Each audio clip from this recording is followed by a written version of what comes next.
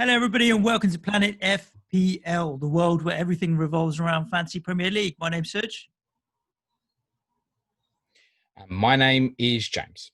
Well, today, James, is People's Poll Day, and also for one day, not one day only, but for today, the world revolves around the EFL. And this was quite possibly, James, the most one-sided People's Poll vote that we've ever had.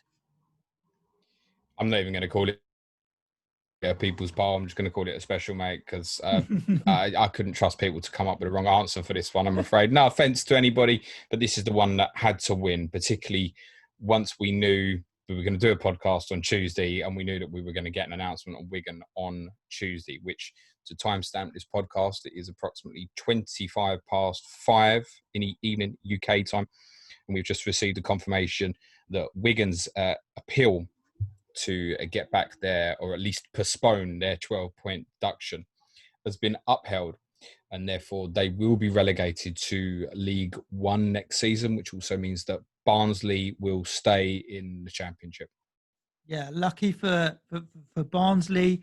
This is one story in a spider's web of other stories that are all kind of going on at the same time. We obviously had news of Sheffield Wednesday's points deduction because of financial irregularities dating back to 2017-2018. But their points deduction has been postponed until next season.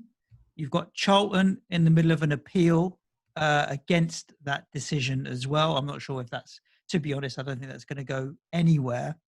And we've got the backdrop of obviously other stuff that's happened that we've spoken about at length in our specials in terms of Berry and what have you. I suppose you're right when you said we didn't expect anything less here, James. I still feel deflated or downhearted at what's happened. And I feel that way. I'm trying to process my emotion on it because I feel like this is the tip of the iceberg of what may happen in the next few weeks and months.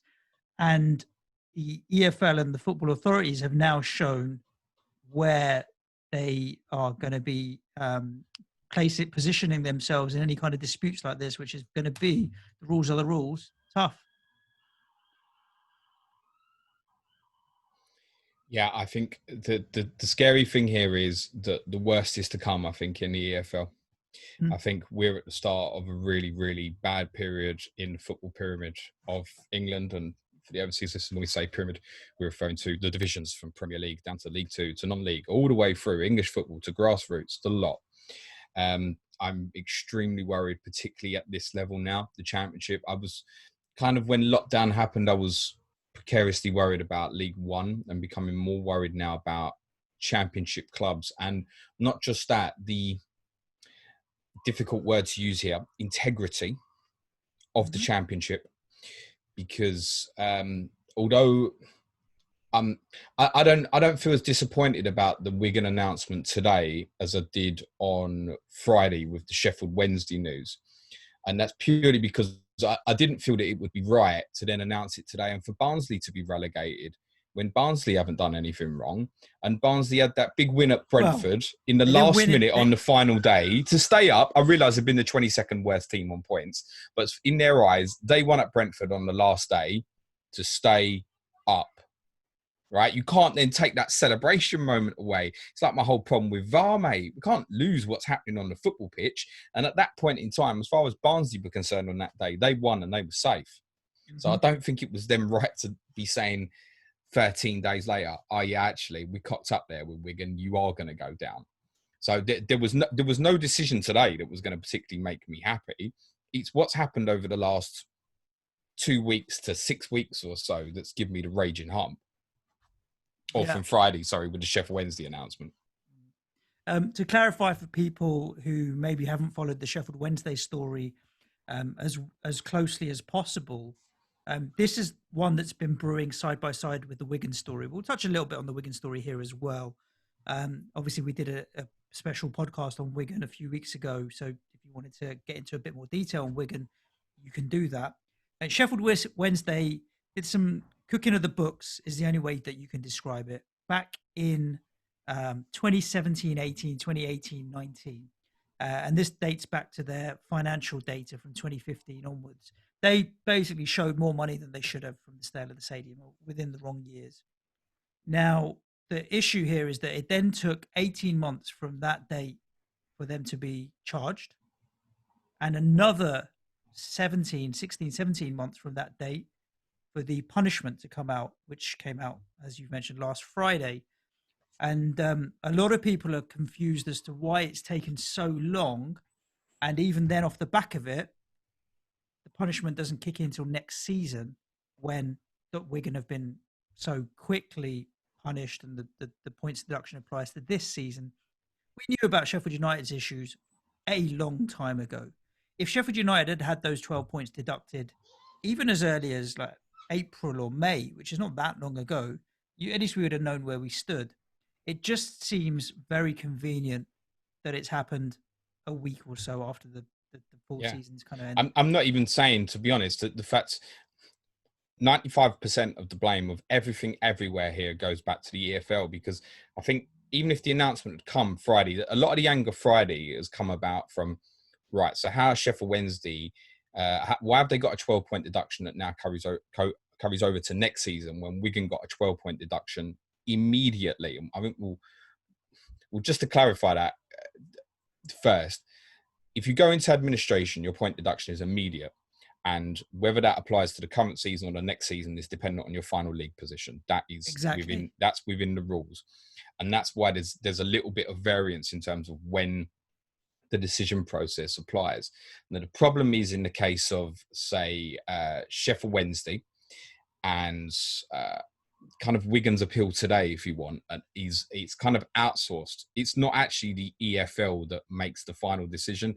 It's this arbitration arbitration for sport. Thank you. No, it's not them. It's not CAS. CAS was who took care of the Manchester City. Man City. It's just the independent arbitration. It's an independent arbitration panel, yeah, of some sort. And first thing is that to the average football fan, don't mean fuck all. Does that mean that's me making the decision, the EFL making the decision, the Premier League making the decision? Who is that? I would want to know who is that's making the decision.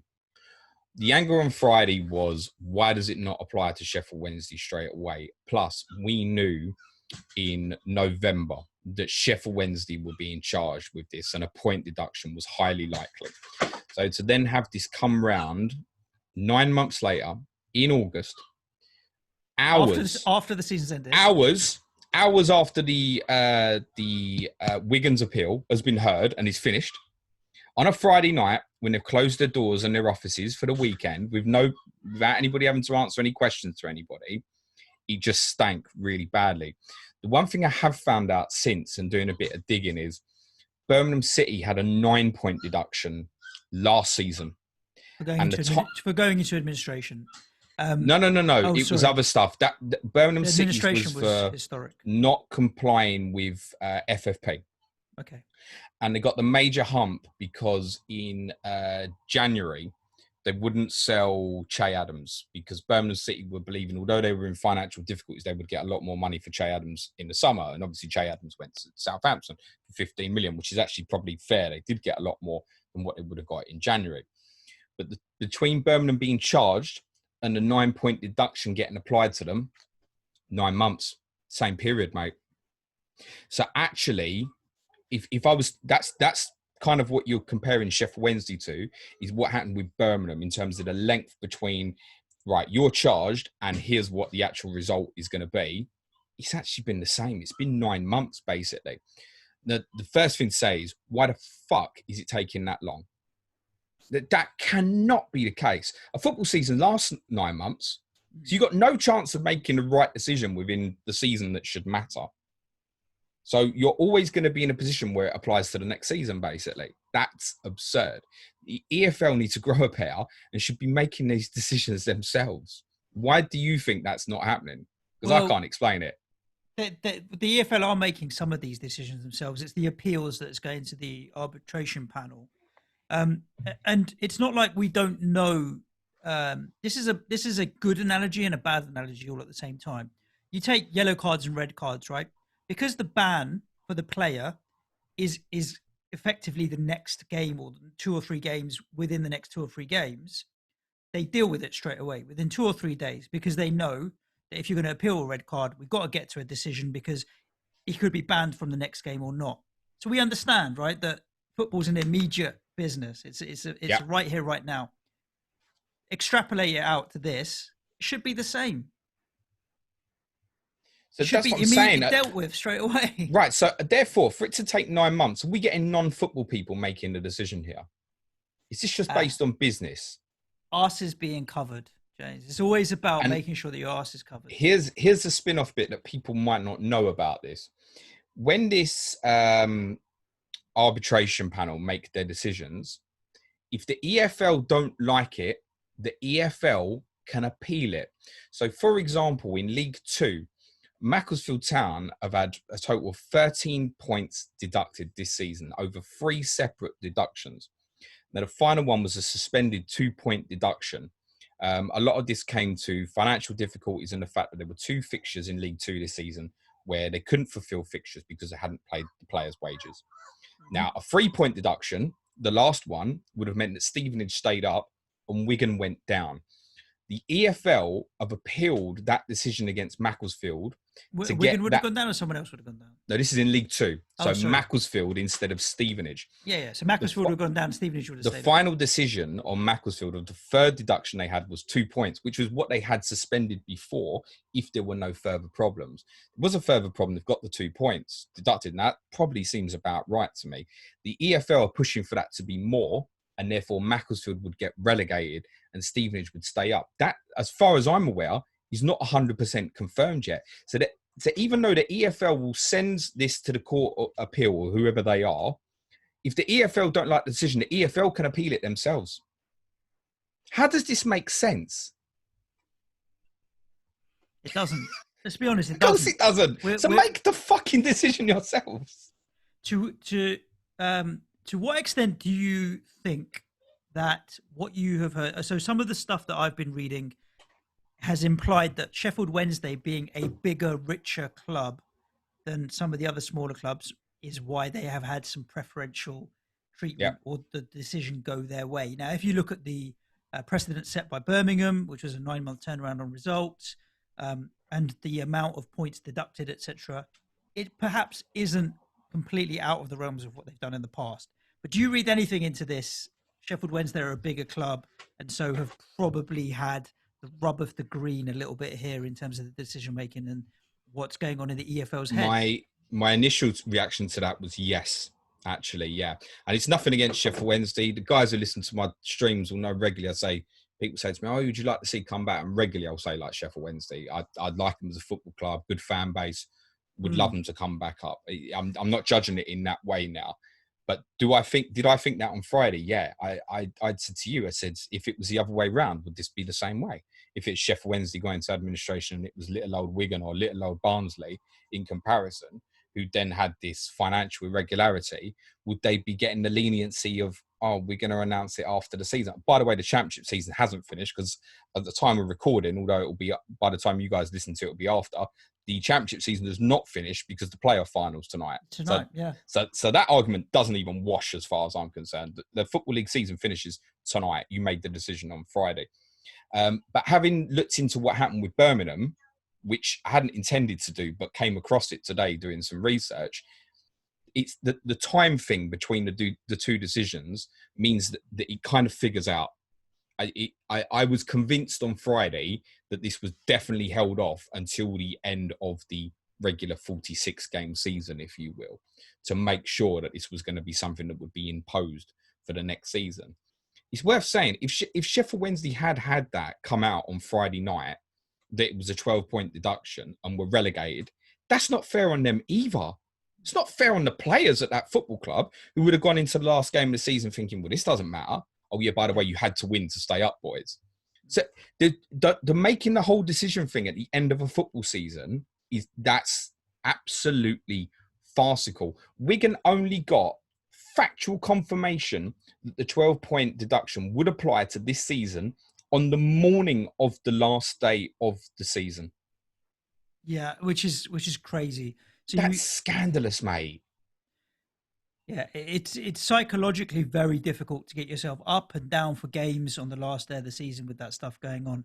I think we're almost moving towards saying that what's happened with Sheffield United, Wednesday, you'll Sheffield upset Wednesday, some people, sorry. mate. Yeah, just call it. Should I just call them Sheffield from now? Just call them Wednesday. Call them Wednesday. That'll upset even more people when I talk about Sheffield. Don't call them Sheffield. Call them Wednesday. Oh dear.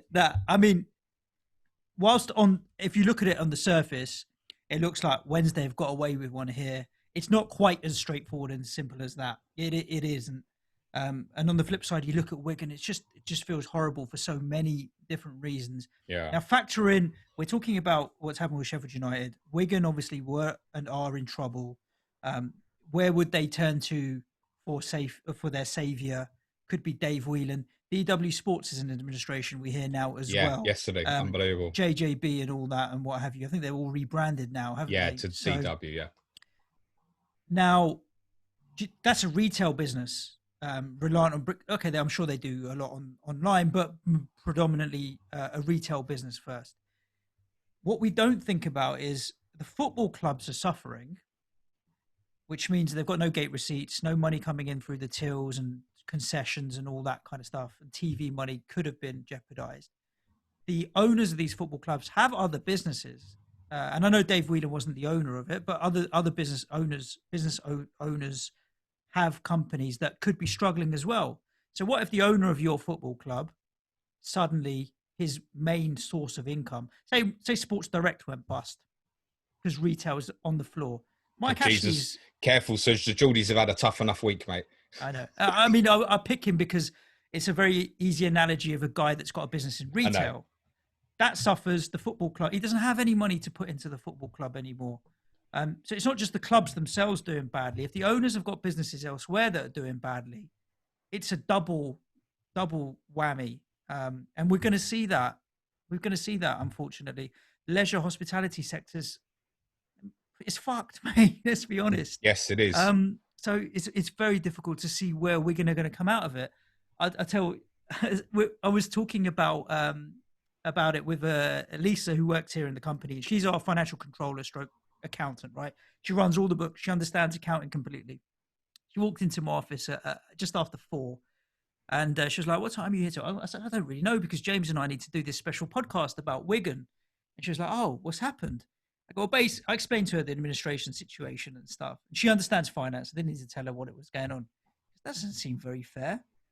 Let me ask you a question. If there's a club in the Premier League lease and they get relegated and they go down to the Championship, they get what's called a parachute payment, which means that they get some money to help cushion the blow. How much do you reckon they get over 3 years to help cushion the blow? She says to me, I don't know, 50 grand. It's £100 million, give or take, is the value of the parachute payment. The whole finance side of things now is just seems mad. It's going back to the chasing the dream, isn't it? Unraveling very quickly. So many. I mean, look, when we did the podcast on Wigan, I don't really want to cover the old ground there, but it was clear that there were issues in terms of the amount of weight that was being spent on wages versus turnover. But a lot of that also came about during a period where they had promotion from League One. So it shot up quite suddenly off of bonuses. And the club were obviously then on the case of trying to rectify that. What we found out when obviously we did the Wigan pod a month ago or whenever that was even the administrators were saying there's not really anything wrong with the books of this football club. That's what's made people angry when other teams have gone into admin, Portsmouth, Leeds, whomever. It's been because it's financially, it's fucked, right? The anger that's come out so much with Wigan Athletic is because that football club, whether it was right or wrong in terms of their financials, and by the way, 95% of the clubs in the Championship need to have a look at themselves and their finances. That club did not need to go into administration. Wigan? They didn't, mate. Well, it got forced because the fucking owner did a run and jump, mate. That's why. Yeah, I mean, if I'll add my 2 pence onto what you've said there, where you're saying that the books weren't in bad shape, it depends what angle you approach it from, because they were losing money. in comparison to other championship clubs. Yeah, sure. Were their books bad? Yeah, but they're all bad. That's what I'm saying. Yeah, I mean, they were losing money. So if you look at any business and the business is losing money, then hang on, your books are in bad shape. I suppose what the administrators were saying was everything was organized. Like if you asked them, show me your profit and loss, show me your statements, show me this, show me that, it was run well. They were still losing money because everybody loses money, and the owner kept putting his hand in his pocket. And the second the owner says, I'm not putting my hand in my pocket anymore, then they were forced into administration by him being tight about it. Yeah, it's difficult. And I still can't get my head around the EFL being judge and jury, doling out the punishment, setting the rules, and then punishing people for falling foul of the rules. But then they're supposed to be also checking whether people are complying with the rules and this financial, the directors and owners, fit and proper persons, and all that BS that we're going through as well. I'm still, James, in a bit of shock about where we're at, and worried that this is the tip of the iceberg. They released a statement, I think it's on the 7th of July, which I think you can find out from the Twitter account, which is not the EFL's Twitter account. It is EFL Communications, actually, nicely hidden, and only has, I don't know, 4,000 followers rather than actually through the EFL themselves. So there's a statement that they released on Wigan on July the 7th. And they name your man, Mr. Al Young, in it. I think that's the statement on the 7th, where they said that, they did vet him. They did do the fit and proper test on him. They did vet him. There was proof of funds. But do we think that's just a blatant lie? No, it's not that. It's like, well, you obviously didn't do it very well, did you? Can I read you what's in this? Yeah, of course. Yeah? I think the listeners would like to hear it. So, and it's a long statement, but towards the end of it, it says, under EFL regulations, it is a requirement that the self-certification owners and directors test is completed by every prospective new owner and relevant person seeking to take control of a football club. So this person must have taken a test, or someone else took it on his fucking behalf. I don't know, right? The test sets out... You fill in a form and they check it, right? Well, that's more the point. The test sets out an objective set of disqualifying conditions. This process was completed during the recent change of control at Wigan Athletic, and Mr. Al Young Wei K was not subject to any disqualifying conditions. As previously stated, the EFL is aware of the public frustrations felt in respect to the current owners and directors test, and acknowledges that there is a requirement for ongoing adaptation and improvement. But from a legal perspective, it can only operate within existing parameters. And it's that last bit which suggests, yeah, we might have it a bit wrong with what we're doing. Did we learn anything from Berry?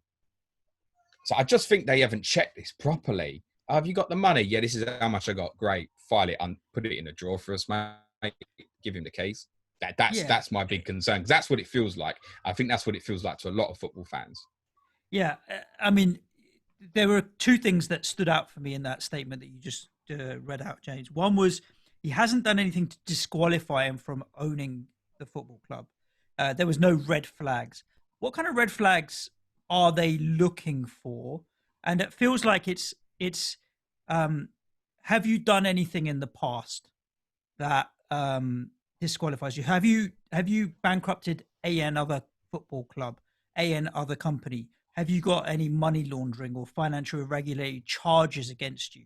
Just because there's plenty of people with clean records that then go and commit a crime. So you don't necessarily want to look in the past and say, if you haven't committed a crime in the past, you're not going to commit one in the future, because it doesn't work like that. What they should be doing is looking to the future and saying, what are your plans? What are your investment plans? How can we ring fence that money and make sure you put it into the club, and so on and so on. So looking at the past is not always a good indicator. And the bar for disqualification worthy activities seems so high. It's like, have you murdered someone before? Yes. Oh, well, you can't own a football club then. It's all right. So I told you, leave the it's right that you alone. Stabbed 5 people before, but none of them died. So, you're all right, but you stabbed 2 people and they died. So you're out. It just feels like the stupid disqualifying factors. And the second thing that you said there, James, that was in that statement was around, we have to operate within the legal parameters. We can't extend the legal parameters. What I read into that is they are saying something that I say quite often when we talk about these financial things. You can't tell people what they can and can't spend their money on. So if they've got the money and they want to buy the club, the EFL is saying that we don't want to be there saying that you can't spend your money on that and you can't spend your money on that. And I don't know to what extent they have the legal right to step in at that point. You only really see government authorities and things. EFL is not a government authority, but authorities stepping in when you get things like the Monopolies and Mergers Commission. Like, hang on a second, Amazon, you're too big because you've got everything to do with servers and hosting and logistics and payment gateways and e-commerce websites selling everything under the sun. Like you, and you've got TV streaming services and you've got this, that, the other. You need to be broken up. You only really hear about people stepping in at that level. You're talking trillions of dollars and pounds, not at this level. I feel like the EFL is saying, by saying that they have to operate within the legal parameters and framework that already exist, we can't tell people what they can and can't spend their money on. So we're doing what we can to check that they're all right. But that's all we can do. It really does feel like that's all we can do. So the EFL, who currently are the only ones, there are only two people that really can have the power of someone not coming in and ruining a football club. One is the seller and the other is the EFL. And in a lot of cases, the seller does care who buys a football club. In a lot of cases, he doesn't care, right? You know, if Steve Dale had got his money for Bury, he wouldn't have given the toss who got hold of it, right? Yeah. There are certain other ones who you feel, and actually, I imagine Dave Whelan at Wigan was probably one who, in the first instance, really did care about where that was going with his football club, because he spent a lot of his money to take it through the leagues and make it a Premier League team that won an FA Cup in 2013, right? So I don't think he suddenly went, well, that's it for me, I want to leave it to shit. No, I think he cared what happened to that football club next, and certainly wouldn't have wanted to see this happen.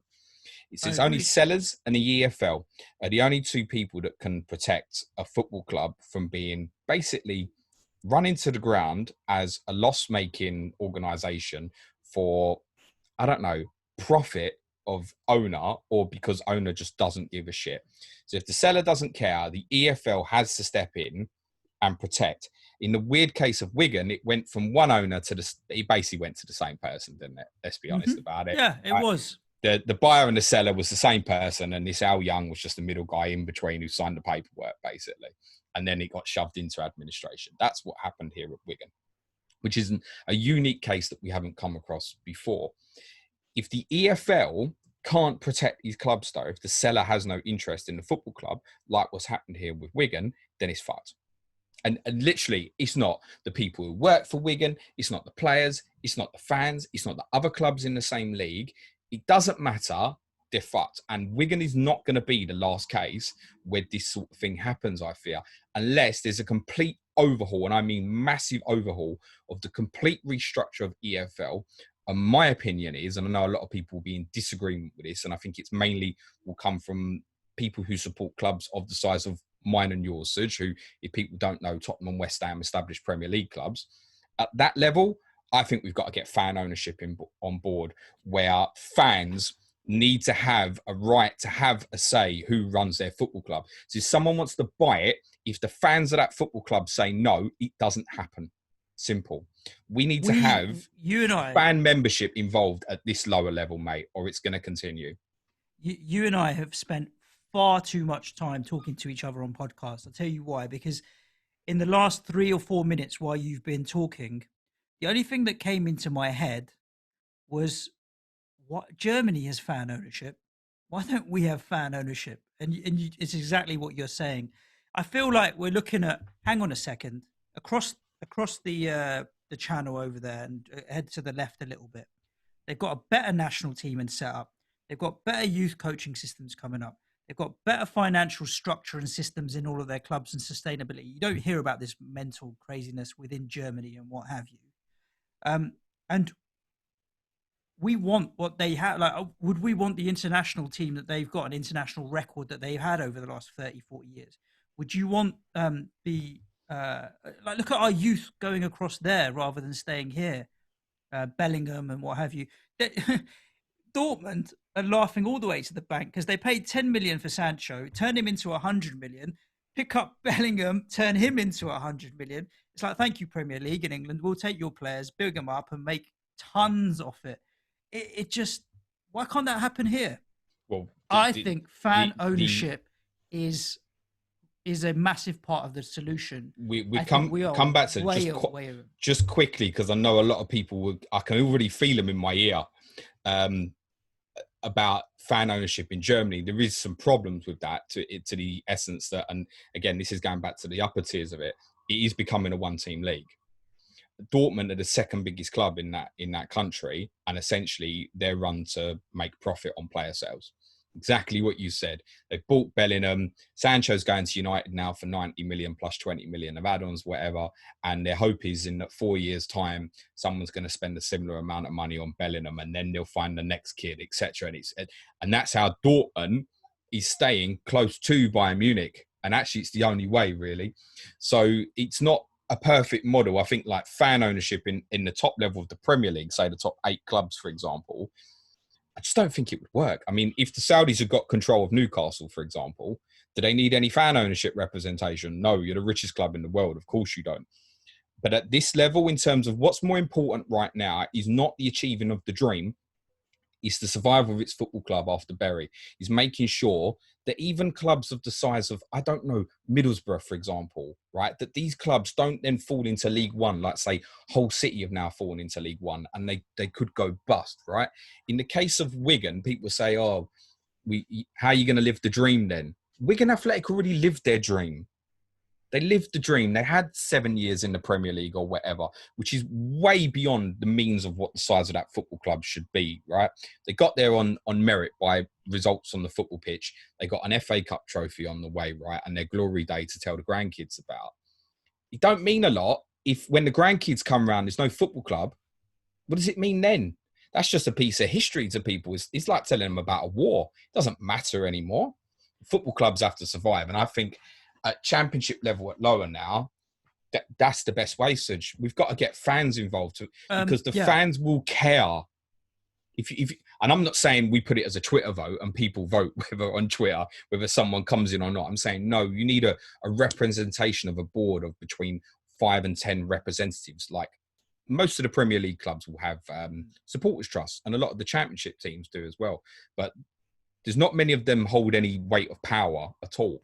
And actually, they don't in the Premier League, but the Premier League clubs are duty bound to meet these guys 3 or 4 times a season and reveal what their plans are, what the financial details of the club are. So nothing is basically secret. The thing is, James, so much of Wigan we don't know.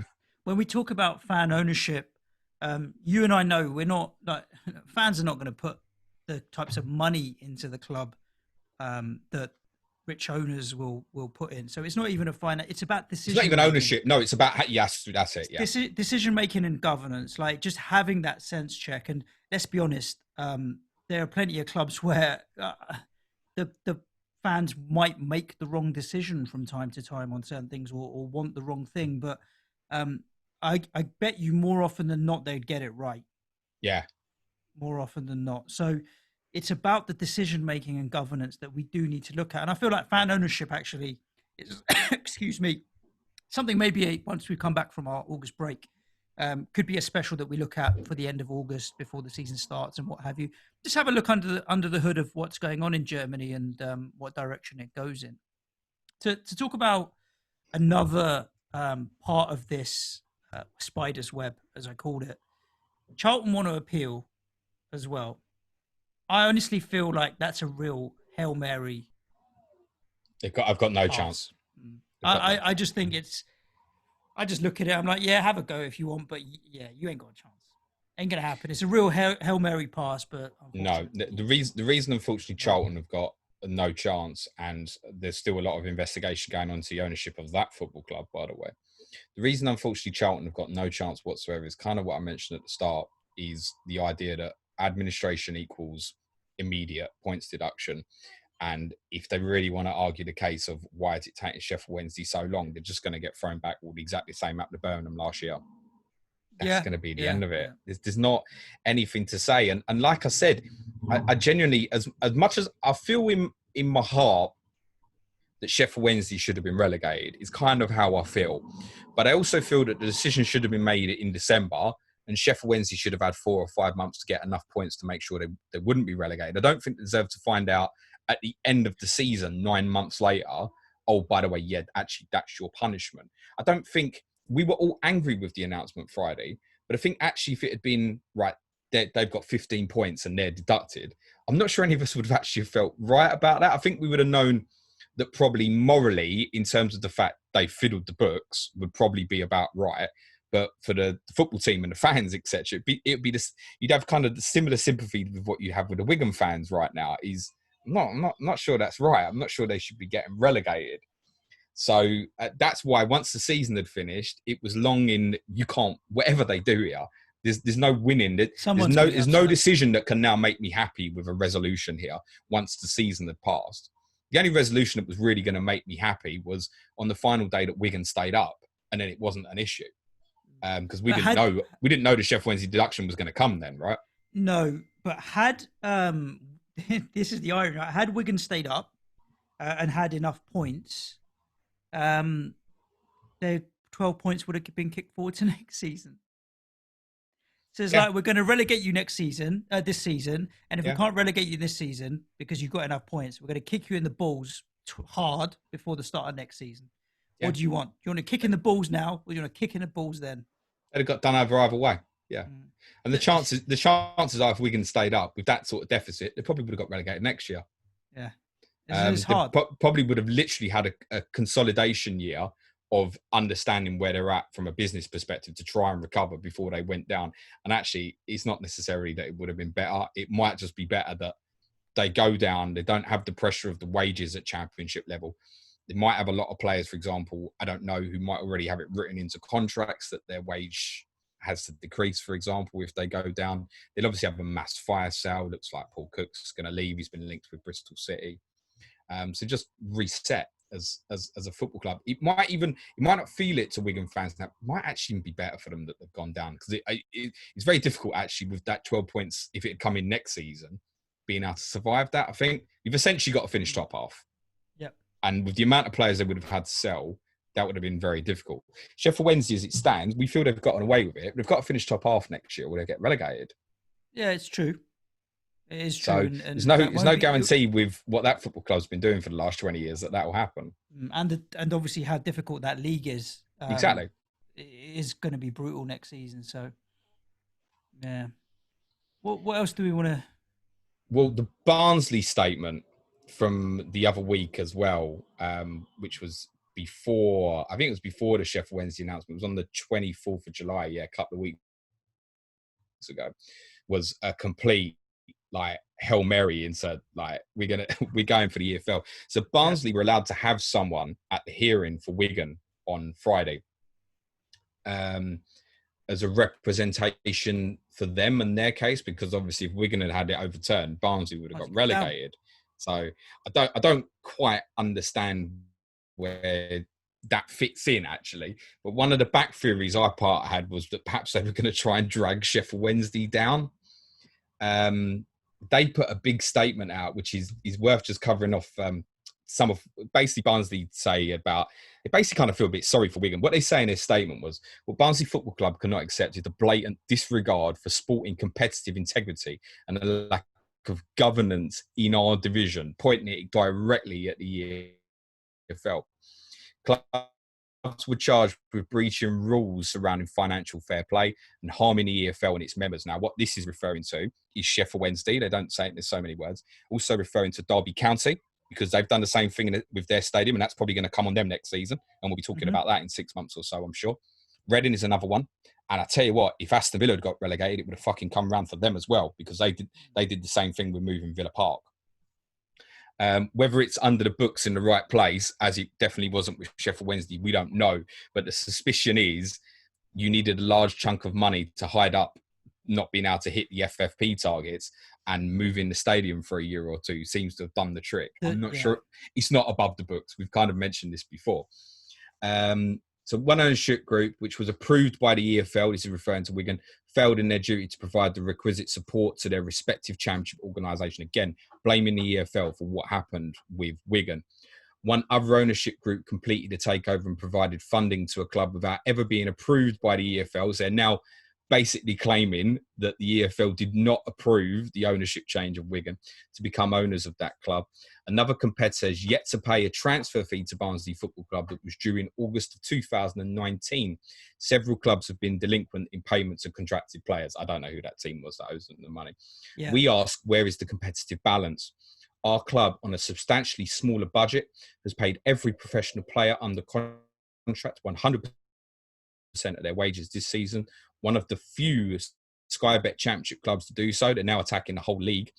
It is clear that there has to be a change to the system, just as our coaching staff, players, club employees and supporters have fought this season. So too will your club continue to fight by all means necessary. So, like, they came out gunning for everybody, mate. Yeah. But that statement, compared to what the EFL said back on the 7th of July, that statement rings true and is logical. Like, imagine if a transfer fee isn't paid and a club has to go into administration because of that, and it's completely out of their control. That's like Tottenham buy a player from Wigan. I'm sorry to use your club as an example. Let's use another club as an example. Man City, because they are tight. Let's be honest, they haven't got much money. Buy a player. Sorry for the delayed laugh there, mate. buy a player of Wigan for £5 million. That's 2 months worth of losses for Wigan. City refused to pay for whatever reason. And it's in that time that they chased that money. I mean, August 2019, to not have your money now, a year later, that's taking the piss, mate. It's very common on transfers. I feel like this is not widely known, but if you take the Sancho deal, right? We think it's going to be like 90 million up front, then plus 20 million add-ons, but it's actually probably going to be deferred payments over 3, 4, 5 years, for example, 20 million this year, 20 next year, whatever. We'll probably find out the breakdown with that sort of transfer.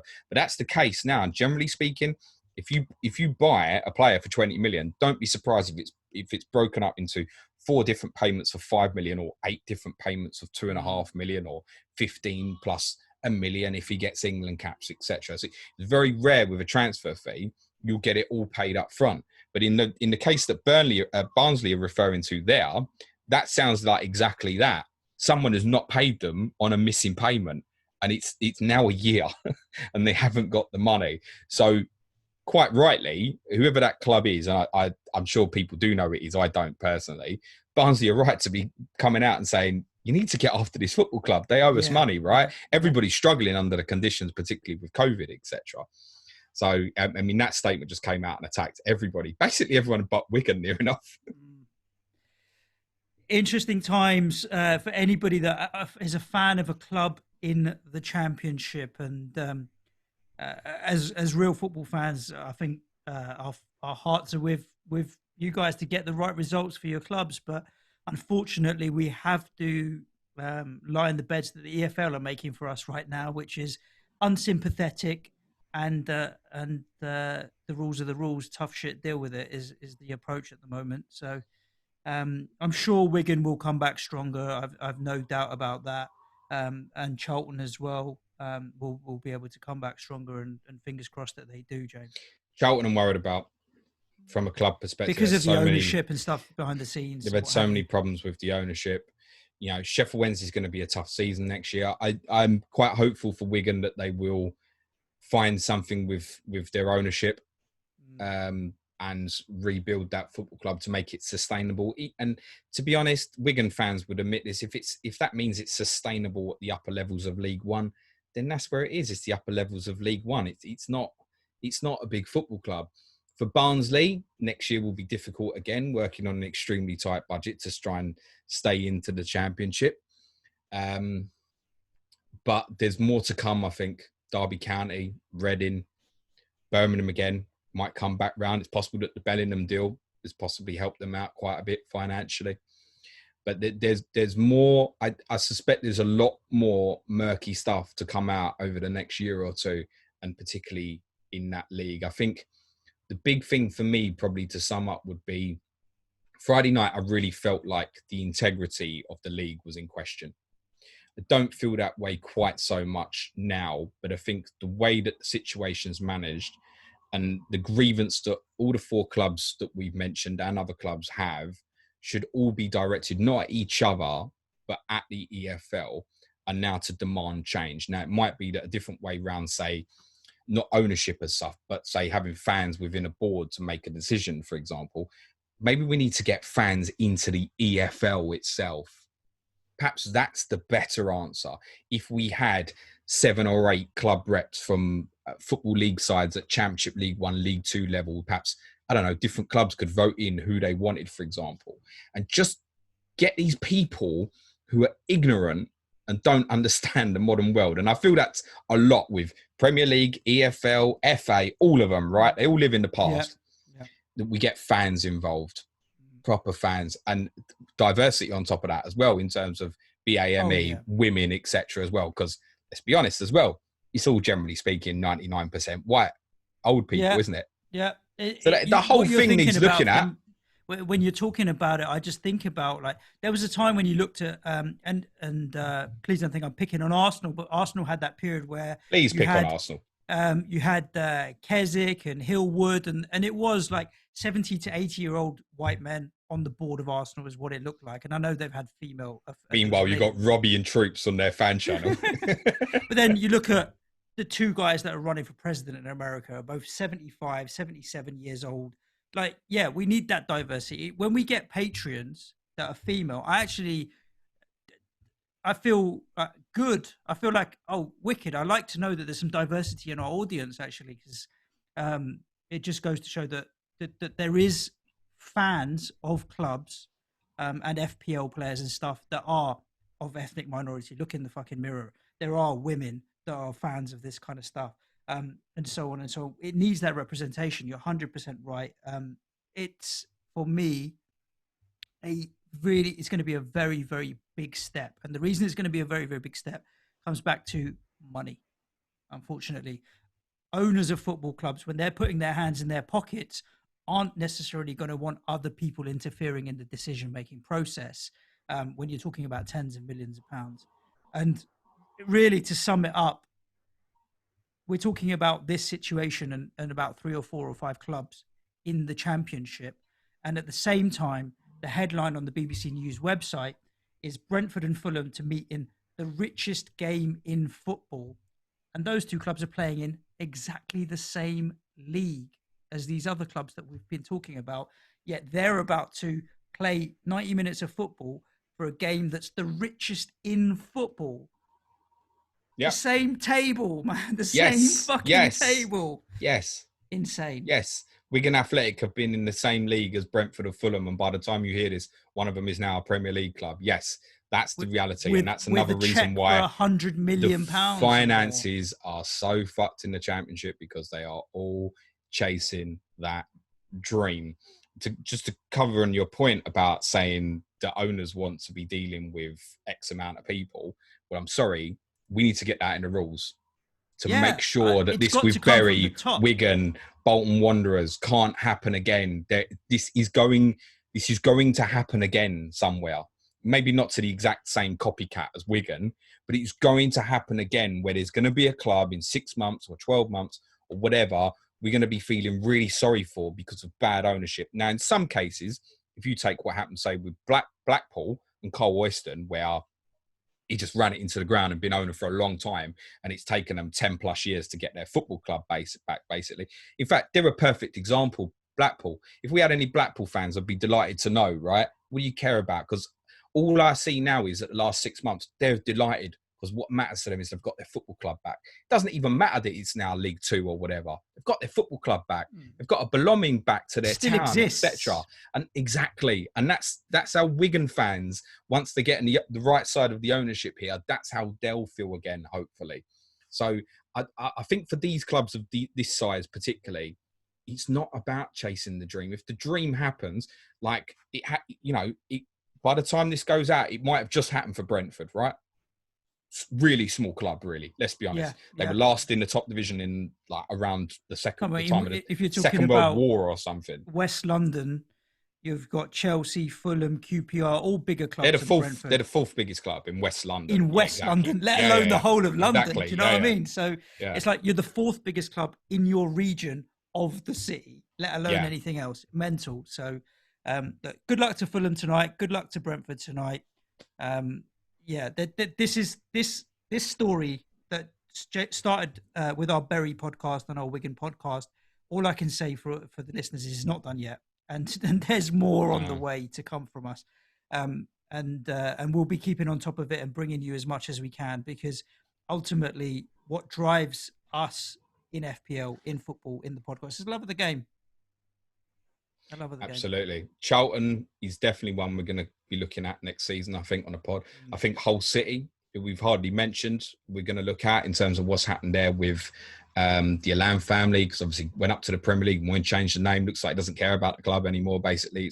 It's a difficult one. That's the sort of one where I got real sympathy for the EFL. I don't know how they step in there. That is the sort of one I don't think you can blame them for. And Bury, where there is going to be a follow-up to Bury soon, because they've got a rejoining club, the ninth or 10th tier or something, I think.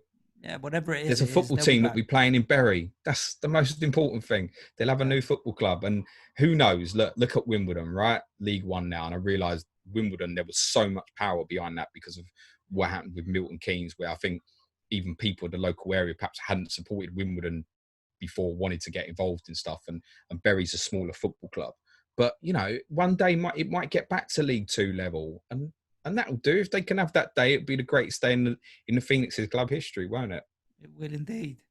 So there we go. Thank you so much for tuning into this podcast.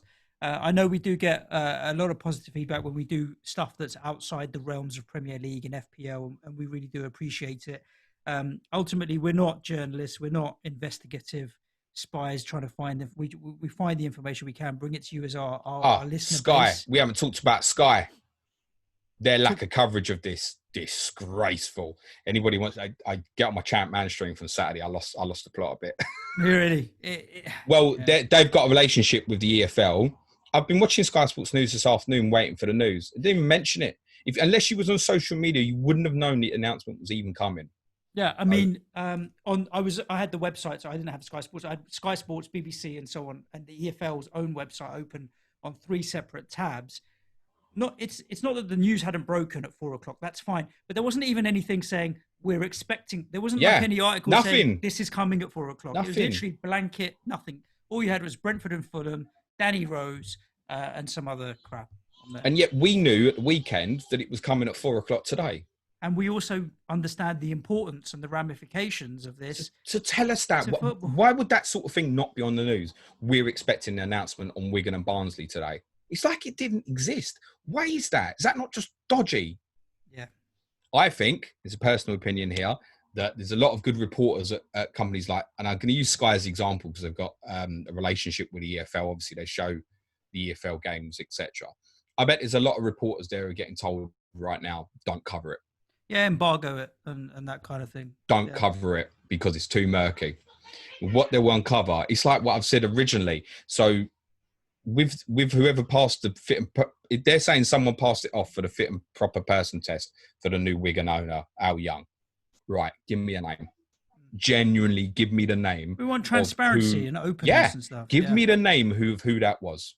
That's what I'd want to know. Rick Parry and his mates are living in the past and need to wake up and start smelling the danger. They do indeed. This is quite interesting. Every time I'm moving to wrap up the pod, something else that's annoying us about this whole situation. No, it's not. I could carry on for another half an hour. It's not a problem. But I feel like this is layers of the onion, right? So we talk about one thing, you peel another thing, and you know what? That's another thing that's irritating. And you're right about the lack of media coverage. It needs addressing. We said that when we did the Wigan pod. Why is this not front and centre of news? Like the thing on Friday night with the Sheffield Wednesday point deduction, the main news on Friday night was the first 15 minutes on Sky Sports News. First 4 minutes, which include the titles, was on coronavirus, which was quite a big deal because Boris Johnson had said, look, we're cancelling the sport test events, right? You basically are not going to get back to football anytime soon. Big deal, I get that. He had 3 minutes then of Sheffield Wednesday and Charlton's intention to appeal. And then they had 8 minutes on the FA Cup final, which they don't even have the coverage for. That's not right. It's not. The FA Cup final shouldn't even been getting mentioned at that point, mate. No, yeah. And I realised to the average Joe, they probably want to know more about Arsenal and Chelsea. But then I think this is part of the problem, right? We're getting away from the culture of the importance of our football pyramid. and that shouldn't be allowed to happen. Sky, who have a partnership with the EFL, have a responsibility, in my opinion, to then pursue that and give the news from that. And if it's the main headline, it's the main headline. When I go back in there and I put it back on now, I want to see that there's nothing on that channel bar the game tonight and what's happened with Wigan and the impact on Barnsley. There shouldn't be anything else on that news channel in the first 20, 25 minutes or so, because nothing else matters. I bet the main headline's Jadon fucking Sancho. I was going to say exactly the same thing. Is that transfer is going to be top. We know it's happening. No one cares. Yeah, it's really, really disappointing. It's not news. For everybody that's listening, we'd love to know your thoughts on it, especially if you're one of the fans of one of these clubs. Obviously, jump on Twitter. Let's keep the conversation going. If the media won't cover it, we're reliant on us to make sure that the voices are heard. And obviously, we do everything we can. This story's not done, James. We'll be back revisiting football and finance as we keep this story going. Tonight is the game, so hopefully good luck to Brentford, good luck to Fulham. Hope to see one of you guys in the Premiership next season. We'll see one of you for I'll sure. mix that and say congratulations. Because I'm not going to put it out now till the football's finished. I'm going to let everyone watch it. Yeah, so. Whoever you are, nice to see you in the Premiership. Well done. For everybody that's listening, we do have a few more podcasts coming out this week for you. So make sure wherever you're listening to your podcast, whether it's iTunes, SoundCloud, Stitcher, Spotify, and so on and so on, hit the notification bell or subscribe button or follow or whatever it may be on that platform. Tomorrow, you're going to get a beginner's guide to Sky. We're going to run down the differences between Sky and FPL, and it explains to you how Sky Fantasy Football works. A great game that we enjoy playing this year. I'm trying to get my days right. On Thursday, we have, remind me, James. I'll be streaming YouTube. You'll be live. And on Friday, we're going to be running down the is it Man City or Newcastle? We don't know which. That's for patrons. Oh, sorry. Patrons get that. We're going to be giving more detailed statistical analysis of our season, and we'll open it up as a big Q&A as it's our final pod of the season. When you get 10 bits of content a week, it's hard to keep on top, man. On top of that, for the patrons, we have a slightly different take on Sky Fantasy Football tomorrow, looking at how you could potentially win the competition with dead teams or how that works. On Thursday, the patrons get a quiz talking about a wrap up of the entire season. And FPL like I just quiz. mentioned, yeah, it will be indeed. And on Friday, patrons are getting a rundown on they've got their own People's Polls choice. We're looking at the Newcastle takeover or City overturning the ban from the Champions League. So plenty of content. If you are interested in some of these extra podcasts, you can head over to patreon.com. Yeah, I thought I'd get the E in there. Patreon.com/Planet FPL. It's in the Planet FPL pod Twitter bio where you can head over. We have tiers from £3, £8, and £14. You get cash prize leagues, Slack channel access, extra podcast, article from James once a week. If you're at the top tier, you'll get a Zoom call with James as well. And at the moment, if you sign up in August, you will get September for free as well, which means that all of the pre-season podcasts that we're doing, starting from around about the 17th of August, which will include interviews with all our correspondents, breakdown rundowns on their team. We've got correspondents for the newly promoted teams. And hopefully we'll find one for Brentford if they win, James, and Fulham. We've got the Tinkerman Dara. Just open Fulham one. Because we've got a correspondent lined up. So all of that stuff is going to be really valuable and useful. We're really going to produce a lot of good content. And you get that all for like £4 a month if you pay £8 over 2 months or what have you. I'm doing the hard sell here. Head over to Patreon. If you want it, it's there for you. We'll love you even if you don't. 21p a podcast, August, September. There you go. You do the maths. Yes, indeed. Once again, thank you for all your support. For those that have stayed tuned and are still listening in on all of our content despite no FPL. And as always, stay safe. Ciao for now. Thanks, everyone. Cue music, please, man, child.